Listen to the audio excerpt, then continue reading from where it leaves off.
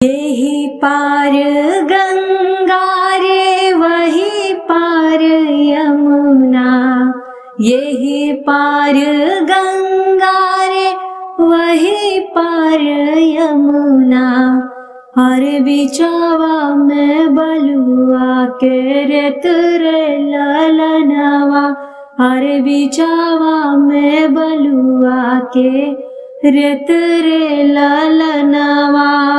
ओही बलुआ रे तावा में शिव के मंदिरवा, और शिव के पूजन करे हम जाइब रे ललनवा। शिव के पूजन करे हम जाइब रे ललनवा। एक बार पूजनी दूसर बार पूजनी, हर तीसरे में हंसले ठेठाई रे ललनवा। हर तीसरे में हंसले ठेठाई रे ललनवा। जवन मांगन तू मांगा बुए बेटी, अरे उहे मांगन हम देव रे ललनवा। अरे उहे मांगन हम देव रे ललनवा।